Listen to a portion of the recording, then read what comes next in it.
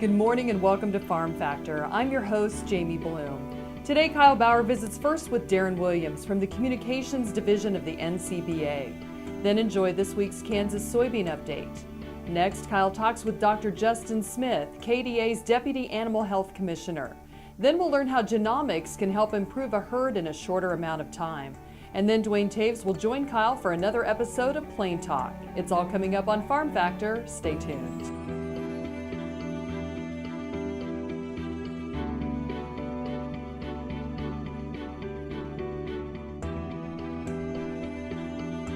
Closed captioning brought to you by Ag Promo Source. Together we grow. Learn more at agpromosource.com. This segment brought to you by Kansas Grain Sorghum. Growers working together. Find out more at kansasgrainsorghum.org. Welcome to Farm Factor. Let's join Kyle and Darren Williams as they discuss the many people who work every day planning ways to control the spread of animal diseases if necessary. Hi, this is Kyle Bauer. I have the opportunity to visit with Darren Williams. He's with National Cattlemen's Beef Association Communications Division. We want to talk animal disease control because I am not sure a lot of the listeners understand that there's a lot of people in the industry and in government that's working toward the control or the outbreak of diseases and what would happen if that were to occur. Can you help us a bit? Yeah, absolutely. You know, it's one of probably the most significant issues that our industry faces is the potential for something like a foot and mouth disease or other foreign animal disease to come to the United States. We haven't had foot and mouth disease since 1929. But with the way people travel around the globe these days, and, you know, we see stories about things like Ebola and now the Zika virus and the ability to travel, it's something we really need to be prepared for to protect the industry, to protect farmers and ranchers in Kansas and around the country in the event of an outbreak like that. So we do a lot of planning around that effort.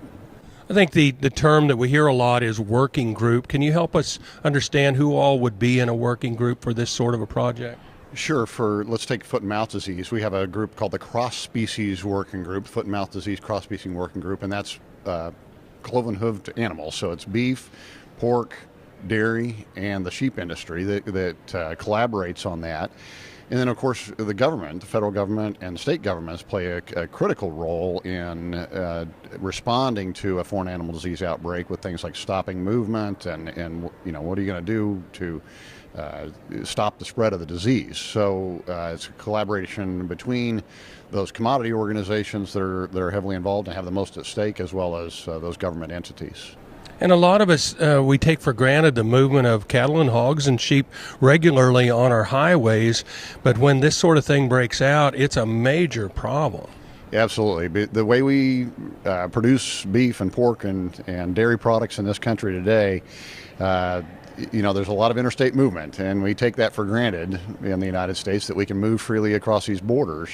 But when it comes to protecting animal health and stopping the spread of the disease, because it's a very significant economic impact, potential economic impact, the spread of the disease, you got to stop movement of animals.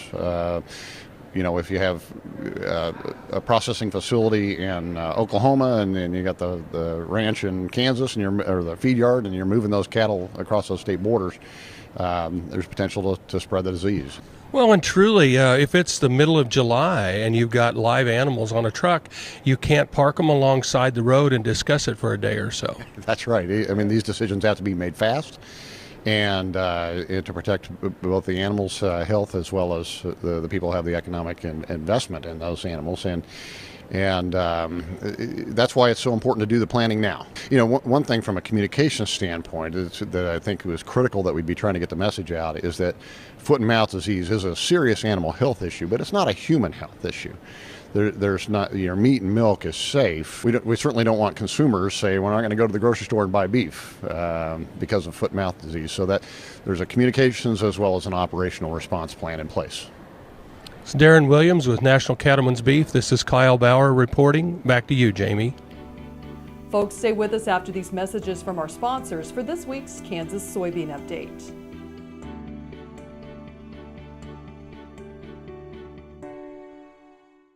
The Kansas Wheat Innovation Center in Manhattan is rediscovering ways to get improved varieties and new genetics in the hands of farmers faster. Grower-led and checkoff-funded research initiatives are bringing about positive change. This grassroots leadership provides a strong voice in Topeka and Washington, D.C. Now is the time to partner with Kansas Wheat in moving wheat forward. Kansas Wheat Commission and Kansas Association of Wheat Growers. Farmers investing in their future and yours. Log on to rediscoverwheat.org. Soil is the life of a farm, and for 25 years, SureCrop Liquid Crop Nutrition has helped growers produce abundant quality crops while preserving and improving the soils they steward. SureCrop offers complete soil and plant analysis with cropping recommendations, delivery direct to your on-farm storage, and quality crop nutrition custom blended for your field. Choose SureCrop for the assurance of excellence for your soil. Call today or visit their website for more information. This segment is brought to you by the Kansas Soybean Commission, the Soybean Checkoff, progress powered by Kansas farmers. Welcome back to Farm Factor and the Kansas Soybean Update. This is the Kansas Soybean Update. It's brought to you by the Kansas Soybean Commission. The Soybean Checkoff, progress powered by Kansas farmers. Susan Sankey, General Manager at the Kansas State Fair, joins us. And Susan, the Kansas Soybean Commission is the sponsor of the State Fair's Invent a Heart Healthy Food competition that's taking place during the fair. That's right, Greg. We've got that contest. It's one of our featured contests for our foods division during the fair. And what is the basis of this contest? Obviously, the main thing would be using soy foods. Right. We want to showcase the use of heart-healthy soy products in daily life, and we encourage people to create a recipe or make a food. It's got to be a main dish, a dessert, or an easy snack that they enter at the fair. And there are some minimum things that they need to have in their recipe itself? Right. We encourage the use of at least a cup, of the quantity of a cup of one soy ingredient, but the minimum is at least a half a cup.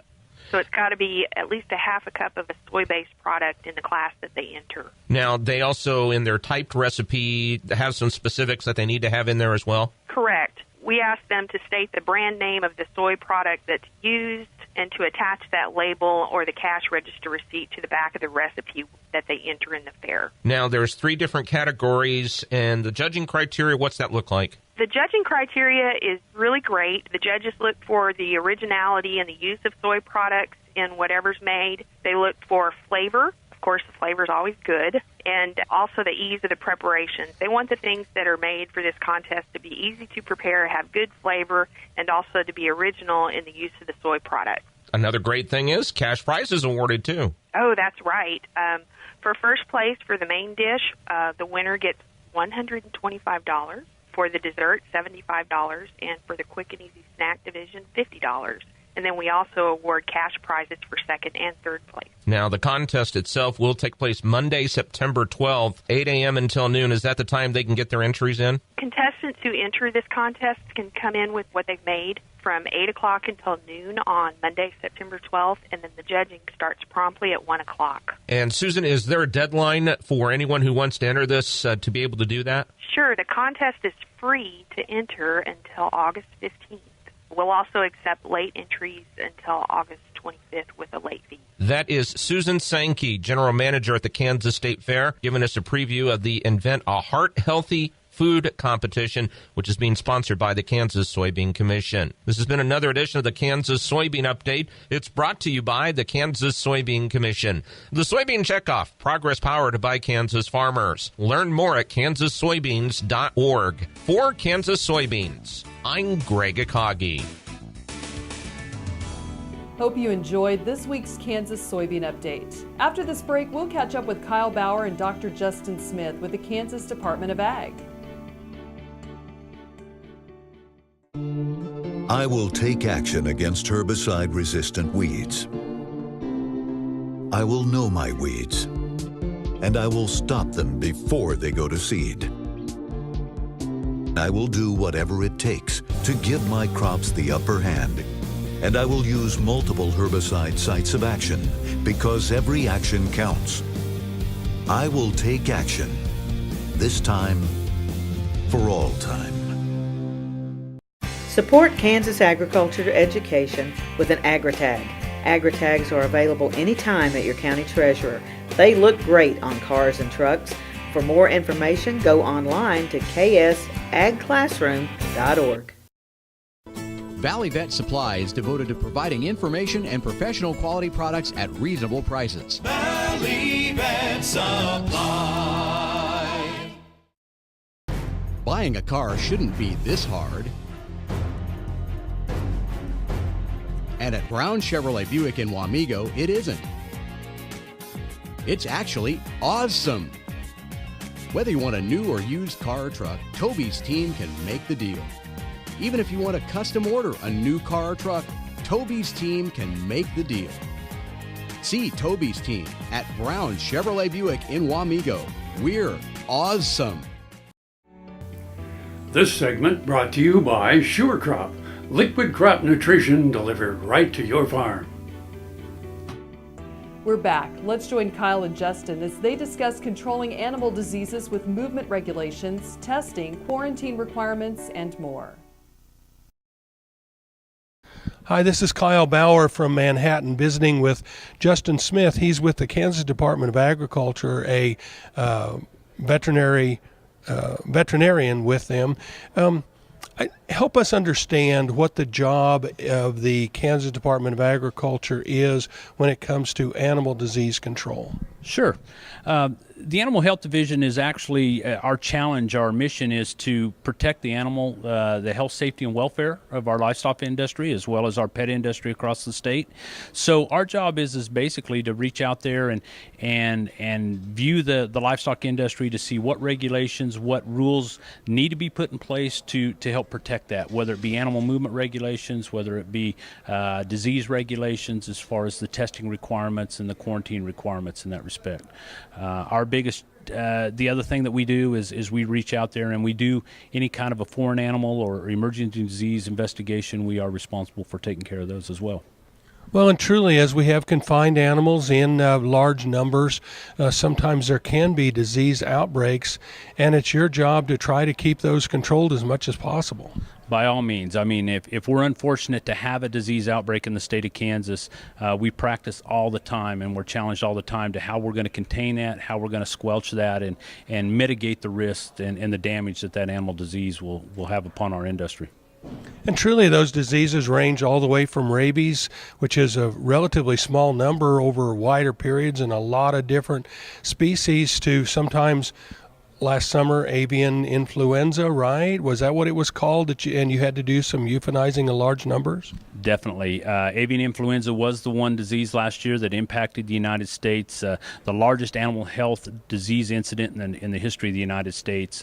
Unfortunately, state of Kansas, we did deal with it. It was on a smaller scale, but we did have to deal with it. But it did impact a great number of birds. So you have a lot of cooperation then with people out in the field in every county? Most definitely. We couldn't do it without the cooperation. We rely on them producers and owners to look at their animals each day, the daily husbandry, as well as the local veterinarian society. We rely on them tremendously. And if we have to do a response, we've worked out arrangements. We work on the local emergency responders as well as the local officials in any county to work to mitigate this. And you also have cooperation and or cross agreements with neighboring states.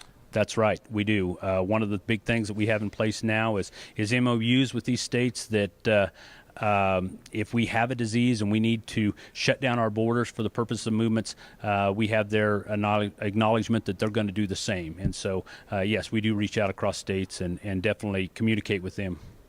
And we think about that on big scenarios, but that happens regularly, even with like horse movement. Yes, it does. Likewise, an example is the vesicular stomatitis that was affecting our neighboring states to the west this last year.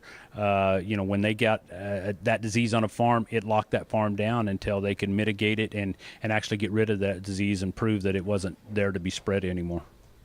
We're visiting with Justin Smith. Justin is with the Kansas Department of Agriculture. This is Kyle Bauer reporting. Back to you, Jamie.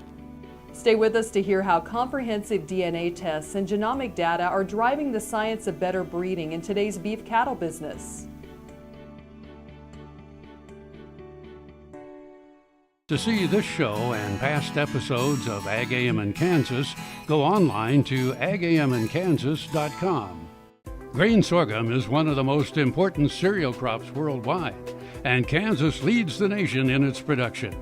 Over the years, sorghum has been either exported, used in animal feed domestically, or for other industrial uses. Recently, its use in the ethanol market has seen tremendous growth, with 30% of domestic sorghum typically going to ethanol production. Kansas Grain Sorghum is committed to sorghum research, market development, and education. Learn more at ksgrainsorghum.org. Support Kansas agriculture education with an AgriTag. AgriTags are available anytime at your county treasurer. They look great on cars and trucks. For more information, go online to ksagclassroom.org. Kansas Farm Bureau, the voice of agriculture, represents grassroots agriculture. The state's largest and most powerful farm organization stands up for its members through leadership development, agriculture education, legal defense, environmental advocacy, farm safety, and risk management. Members also enjoy money-saving benefits. To join our organization today or to learn more, go to www.kfb.org or find us on Facebook and Twitter. Tallgrass Commodities offers producers bulk commodities at a reasonable price with reliable service throughout the whole Midwest. To find out more about Tallgrass Commodities, visit tallgrass.us or call 785-494-8484. This segment brought to you by Kansas Farm Bureau, the voice of agriculture. To join today or more information, go to kfb.org or find us on Facebook and Twitter. Welcome back. Here's the word on genomics from Montana rancher Hugh Bradley. When Montana rancher Hugh Bradley got the results from his first DNA tests on his Angus herd, he was surprised. They excelled in maternal traits, but he immediately saw where he wanted to make improvements. Got interested in that just to more or less improve my herd and then eventually use it as a marketing tool, trying to get more on the feeder side, get more, especially marbling, because that is my weak point from doing all my testing. This is the fourth year the cattleman has used genomic testing to get information back on steers. Ultrasound scanning heifers provides more data for choosing replacements that will be good mothers and raise profitable calves. Definitely helping me refocus the way I'm looking at my bulls. Instead of more maternal traits as it's been in the past, I'm looking more on the feeder side of it. Bradley sells on the video auctions, but is keenly interested in making sure his calves add value for everybody. It's not direct, but the thing is, if you get that marbling, you get them making money, they're going to want your cattle. So the feedlots, they can risk manage better.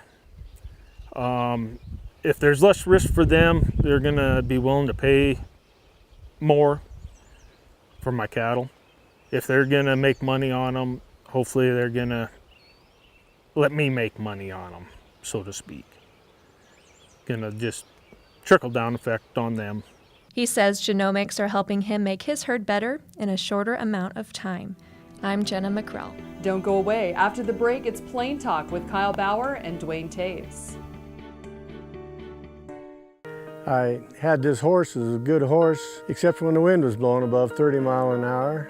Wind was blowing about 35, 40, and I saddled him up, rode him out to the end of the lane, and I thought, well, he's doing pretty good. And about 6 jumps later, I was laying on the ground and thinking, boy, my shoulders sure hurt. I kept waiting, and it didn't get better, and so I went to orthopedic surgeon, and that showed that I had torn rotator cuff. And said, well, we'll have to do surgery. I thought, I farm and ranch by myself. This is not going to work out very well. I'd been sleeping in my recliner for about 2.5 years because it hurt too much to sleep in bed on my side. And I'd heard about Kansas Regenerative Medicine Center on the radio and gotten down there at 8 o'clock in the morning, and by 11:30 the procedure was all over. They just took some fat out of my side here and spun that down for about 45 minutes and then injected it in my shoulders, and I was on my way. It's something you don't hear about, but I thought it was worth a try, and I'm really pleased. It's really worked out well for me. Ag Promo Source is a unique group of marketing specialists with one mission: help your ag business grow. Each affiliate has their own area of expertise, and they work together to bring you advice, products, and services. To get started, visit agpromosource.com. Ag Promo Source. Together we grow. Next time you see a beautiful field of corn, reach out and thank the farmers who work tirelessly to raise corn for livestock feed, renewable fuels, and exports to feed a growing world population. The farmers on the Kansas Corn Commission work for Kansas Corn with grower-funded checkoff dollars that support foreign and domestic market development, research, promotion, and education to expand opportunities for Kansas farmers. To learn more, visit kscorn.com. Valley Vet Supply is devoted to providing information and professional quality products at reasonable prices.